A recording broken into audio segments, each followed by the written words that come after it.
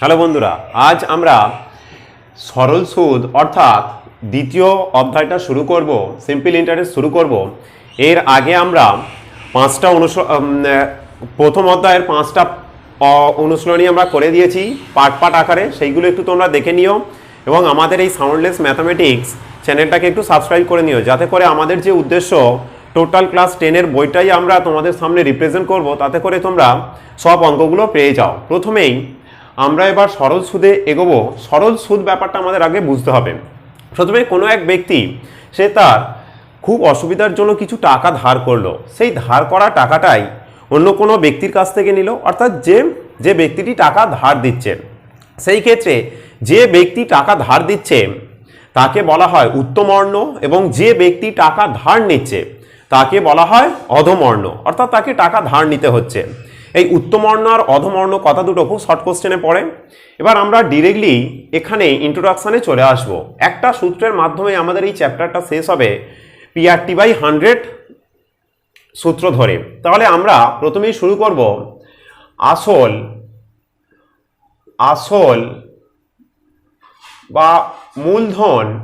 বা মূলধন যদি পি হয়, যদি আমার পি হয়, সুদের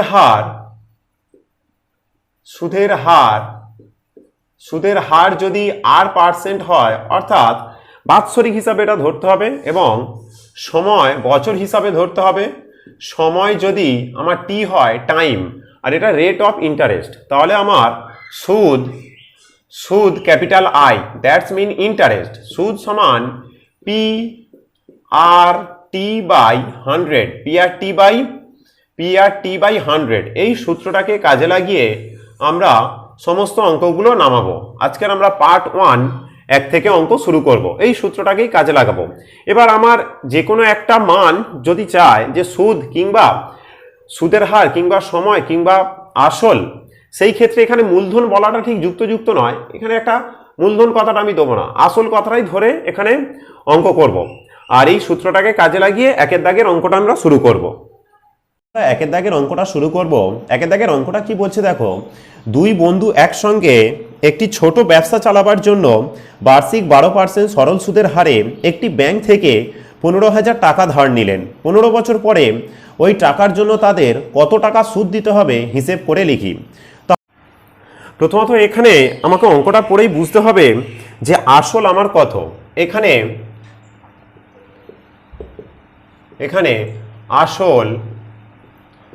আসল পি সমান 15,000 টাকা। আমি একটু এইগুলো লিখে নেব। আসল পি সমান 15,000 টাকা। সুদের হার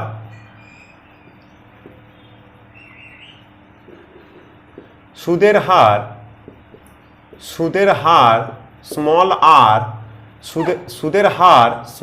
আর সমান কত পার্সেন্ট বলেছে? 12%। সময় স্মল টি সমান কত বছর বলেছে?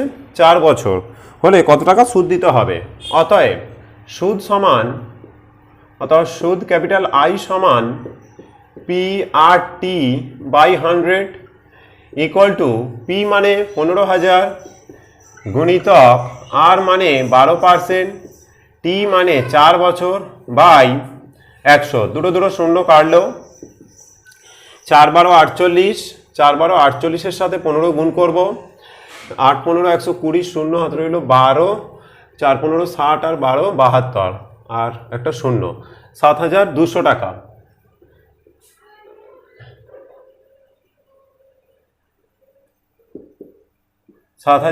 টাকা। দুয়ের দাগের অঙ্কটা কি বলছে, 2005 সালের 1 জানুয়ারি থেকে 27 মে পর্যন্ত বার্ষিক 6% সরল সুদের হারে 2,000 টাকার সুদ কত হবে নির্ণয় করি।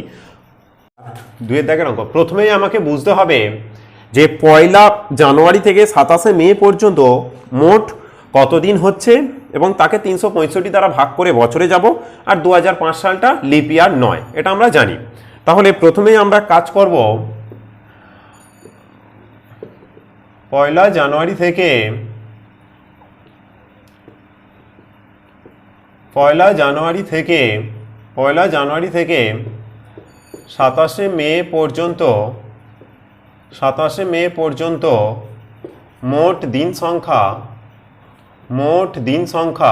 মোট দিন তাহলে জানুয়ারি 31শে জানুয়ারি যোগ ফেব্রুয়ারি 28 কারণ 2005 সাল লিপ ইয়ার নয়, যোগ জানুয়ারি ফেব্রুয়ারি মার্চ 31শে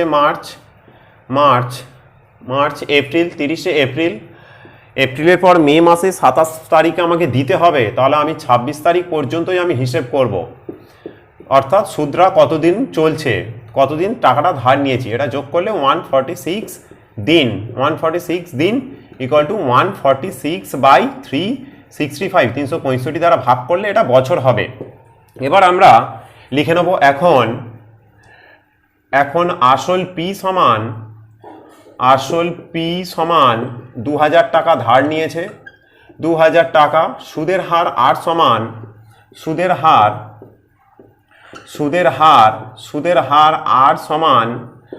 সমান সম্ভবত 6%। আর সময় সমান এক্ষুনি বের করেছি আমরা, সময় টি সমান 146/365 বছর। দিনকে 365 দ্বারা ভাগ করে বছরে নিয়ে গিয়েছি। অতএব সুদ ক্যাপিটাল আই সমান PRT/100। পি মানে এখানে 2000, ডাইরেক্ট মানটা বসাচ্ছি। পি আর মানে 6, আর মানে 6, পি আর টি মানে 146/365টা ডাইরেক্ট নিচে নামিয়ে দিচ্ছি, 146/365/100। একটা শূন্য কাটলাম। এবার 20 কাটছি, 4 5 20, 5 দ্বারা কেটেছি, 5 73 আর 146 কাটলে 73 দুগুণে 146, তাহলে 4 6 24, 24 দুগুণে 48। অতএব 2000 টাকার সুদ হবেই 48 টাকা। একটু লিখে দিও। এবার 3 দাগের অঙ্কটা দেখো কি বলছে। বার্ষিক 8.13% সরল সুদে 960 টাকার 1 বছর 3 মাসের সমবৃদ্ধিমূল কত হবে নির্ণয় করি। তাহলে অঙ্কটা দেখো কি বলেছে। অঙ্কটা এখানে আসল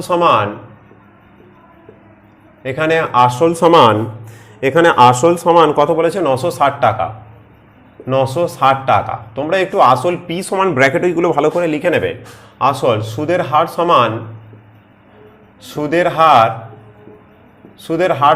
8.13% সমান 3 8 24 আর 1 25/3%। সময় সমান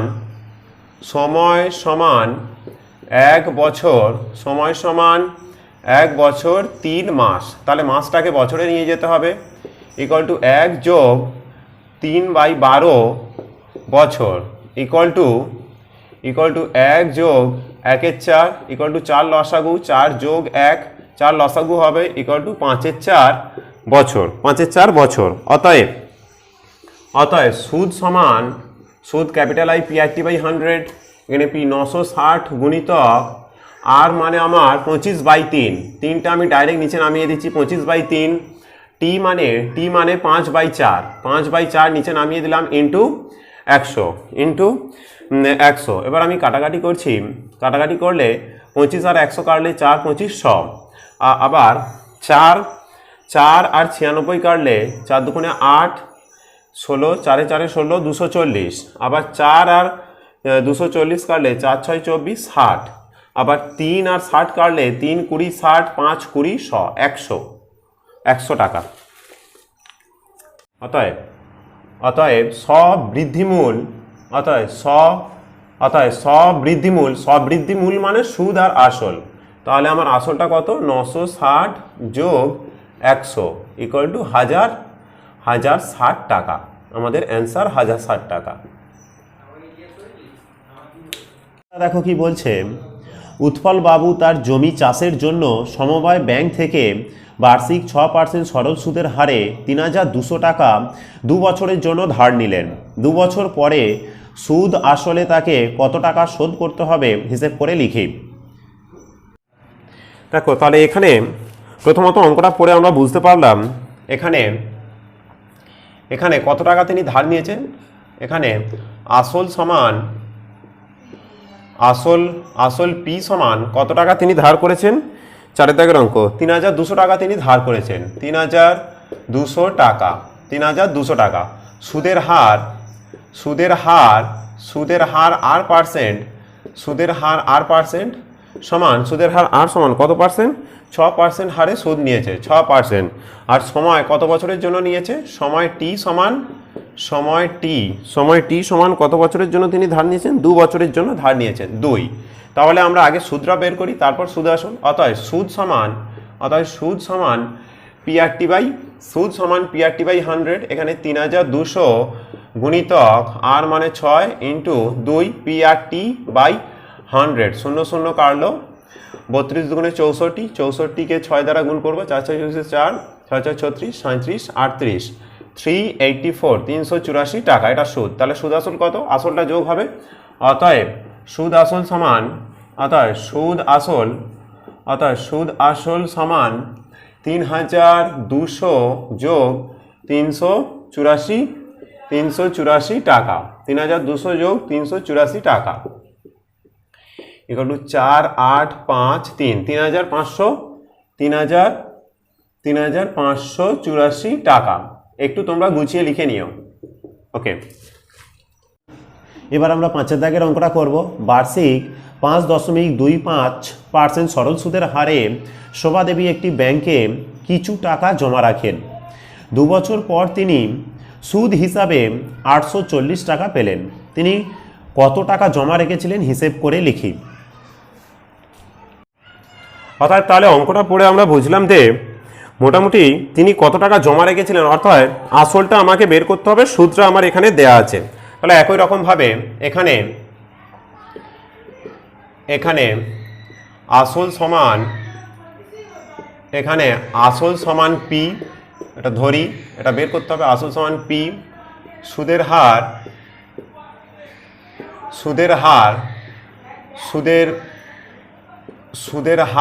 আর সমান, সুদের হার এখানে দেয়া আছে আমার 5.25%। আর সময় আমার দেয়া আছে, সময় টি সমান আমার 2 বছর এখানে দেয়া আছে। আর সুদ ক্যাপিটাল আই সমান বলে দিয়েছে, আমার বলে দিয়েছে 840 টাকা। তাহলে আমরা কি জানি, অতএব ক্যাপিটাল আই সমান পি আর টি বাই 100, এই সূত্র আমরা জানি। তাহলে মানগুলো আমরা এবার আমরা মানগুলো বসাবো। বা 840 equal to P R T by 100, পিটা আমি বের করব, আর এর মান 5.25 গুণিতক টি মানে আমার 2 বছর বাই 100, বা কোনাকুনি গুণ করলে P into 5.25 into 2 equal to 840 গুণিতক 100, বা পি ইন্টু 525 বাই 100, দশমিকটা তুলে দিলাম, ইন্টু 2 ইকুয়াল টু 840 গুণিতক 100, বা পি ইকুয়াল টু 840 গুণিতক 100, নিচের 100টা কোনাকুনি গুণ করলে ওপরে 100 গেল, বাই 2 ইন্টু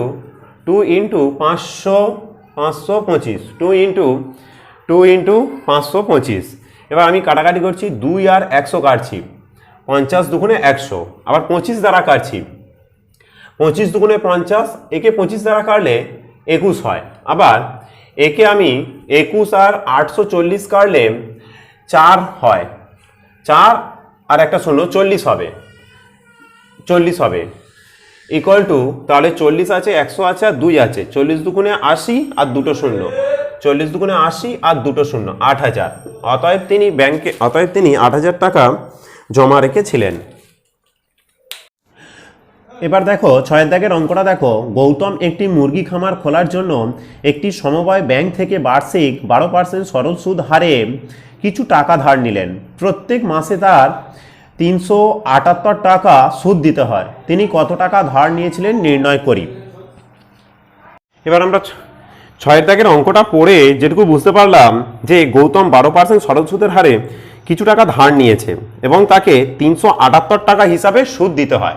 তাহলে তিনি কত টাকা ধার নিয়েছিলেন মানে আসলটা আমাকে বের করতে হবে। তাহলে আমি 5 দাগের অঙ্কর মতোই এটা রেখেছি। আসল সমান পি, সুদের হার 12%, সুদের হার 12%, হারের সুদে কিছু টাকা ধার নিলেন, প্রত্যেক মাসে তাকে 378 টাকা সুদ দিতে হয়। এই সময়টা আগে বুঝতে হবে, প্রত্যেক মাসে বলেছে, তাহলে সময় সমান 1 মাস, সময় সমান 1 মাস, আর আমাদের হিসেব সবসময় বছরে করতে হয়, ইকুয়াল টু 1/12 বছর। এইটুকু একটু দেখবে, 1/12 বছর। আর সুদ আমার বলেছে সুদ কত, 378 টাকা, 378 টাকা সুদ। তাহলে একই রকম ভাবে আমি সেই সূত্রটা ফেললাম, বা সুদ 378, 378, 378 ইকুয়াল টু পিটাকে বের করতে হবে, আর এর মান 12% ইন্টু টি মানে 1/12, নিচে 12 দিয়ে দিলাম, into 100, P R T by 100, বা 12 আমার এখানেই কাটছে, বা পি ইকুয়াল টু কোনাকুনি গুণ করলে 378 সাথে 100 গুণ, বা পি ইকুয়াল টু 37800, 37,800। অতএব তিনি 37,800 টাকা ধার নিয়েছিলেন। একটু এবার দেখো 7 দাগের অঙ্কটা কি বলছে, বার্ষিক 6% সরল সুদের হারে কোনো টাকা কত বছরে দ্বিগুণ হবে হিসেব করে লিখি। অঙ্কটা পড়ে তাহলে আমরা বুঝতে পারলাম যে 6% সরল সুদের হারে কোনো টাকা কত বছরে দ্বিগুণ হবে। তাহলে আমরা টাকাটা জানি না, ধরি পি টাকা,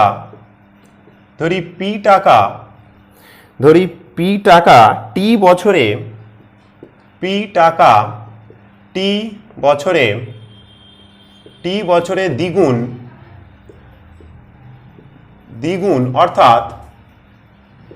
দ্বিগুণ অর্থাৎ 2p টাকা হবে, 2p টাকা হবে। তাহলে পি টাকা থেকে 2p টাকা যখন হয়ে যাচ্ছে, তাহলে সুদরা কত?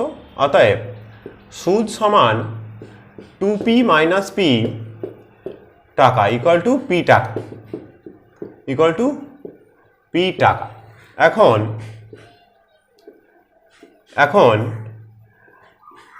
আই ইকুয়াল টু আমরা কি জানি, পি আর টি বাই 100, বা আই মানে কত, পি টাকা, P equal to P into 6% সরল সুদ, আর এর জায়গায় 6, টিটা বের করতে হবে, টি বাই 100, বোথ সাইড থেকে পিপি অমিট হচ্ছে, বা কোনাকুনি গুণ করলে 6t ইকুয়াল টু 100, বা T equal to 100/6 equal to 3 দুগুণে 6, 50 দুগুণে 100, 16 পূর্ণ 2/3, অতএব 16 পূর্ণ 2/3 বছর। একটু অ্যান্সারটা লিখে নিও। এবার 8 দাগের অঙ্কটা দেখো কি বলছে, মান্নান মিয়া কিছু টাকা ধার করার 6 বছর পর দেখলেন দেয় সরল সুদের পরিমাণ আসলের 3/8 অংশ হয়ে গেছে, বার্ষিক শতকরার সরল সুদের হার কত ছিল নির্ণয় করি। তাহলে আমরা অঙ্কটা পড়ে দেখলাম কি, যে তিনি মান্নান মিয়া কিছু টাকা ধার করেছেন, কত আমরা জানি না, তাহলে আসলটা আমরা পি টাকা ধরে নেব, এবং সেই ক্ষেত্রে সুদ হয়েছে আসলের 3/8 অংশ। ধরি মান্নান মিয়া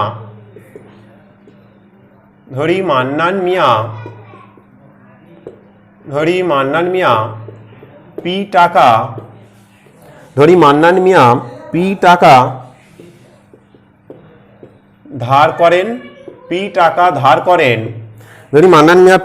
ধার করেন, এবং 6 বছর পর পি টাকা ধার করেন। অতএব সুদ সমান আসলের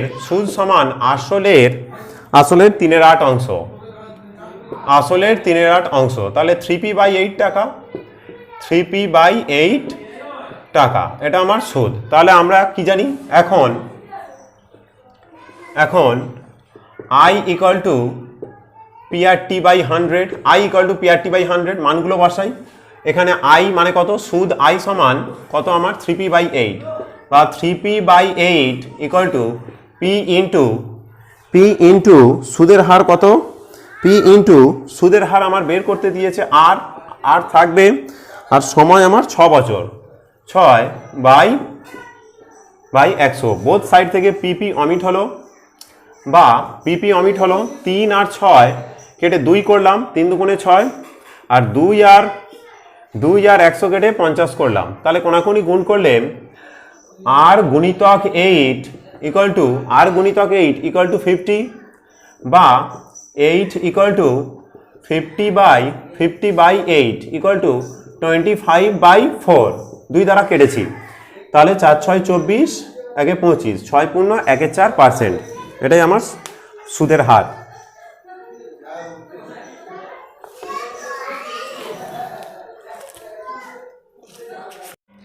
এবার 9 দাগের অঙ্কটা দেখো। একটি কৃষি সমবায় সমিতি তার সদস্যদের বার্ষিক 4% সরল সুদের হারে কৃষি ঋণ দেয়, কিন্তু ব্যাংক থেকে টাকা ধার করলে বার্ষিক 7.4% হারে সরল সুদ দিতে হয়। একজন কৃষক যদি ব্যাংক থেকে টাকা ধার না করে সমবায় সমিতির সদস্য হয়ে সমিতি থেকে 5,000 টাকা ধার কৃষি ঋণ নেন, তবে তার বছরে সুদ বাবদ জন্য কত টাকা বাঁচবে হিসেব করে লিখি। তাহলে আমরা অঙ্কটা পড়ে বুঝতে পারলাম যে সমবায় সমিতিতে সুদের হারটা কম, ব্যাংকে সুদের হার বেশি, আর তাকে ধার নিতেই হবে, কৃষি ঋণ নিতেই হবে, আর 5,000 টাকা তিনি ধার নিয়েছে। তাহলে আমরা সমবায় সমিতি এবং ব্যাংকের ক্ষেত্রে দুটো সুদ বের করে দেখব। কোন সুদরা? অবশ্যই ব্যাংকের সুদ বেশি হবে, সমবায় সমিতির সুদ কম হবে। তাহলে অত টাকাই ওর সেভ হচ্ছে, সেটা বিয়োগ করলে পাবো। তাহলে আমরা সমবায় সমিতির ক্ষেত্রে প্রথমে 2 জায়গা থেকে আমরা সুদরা বের করব। সমবায় সমিতির ক্ষেত্রে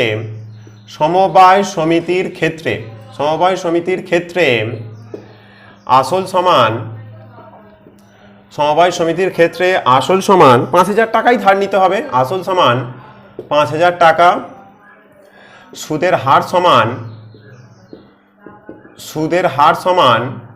সমবায় সমিতির ক্ষেত্রে সুদের হার একটু কম, 4%। আর সময় সমান কত বছরের জন্য সুদরা নিচ্ছে? সময় সমান কত বছরের জন্য? কিছু টাকা, সময় সমান 2 বছর, তা বছরের সুদ বাবদ বছর, তাহলে 1 বছর ধরবো। বছরের সুদ বাবদ প্রতি বছর হিসেব করা হচ্ছে। অতএব সুদ সমান PRT/100। তাহলে 5,000 গুণিতক 4 গুণিতক 1/100, 0 0 কাটছে, ইকুয়াল টু 4 5 20, একটা 0, 200 টাকা। 200 টাকা সুদ হলো। সমবায় সমিতিতে 200 টাকা সুদ হলো। আবার ব্যাংকের ক্ষেত্রে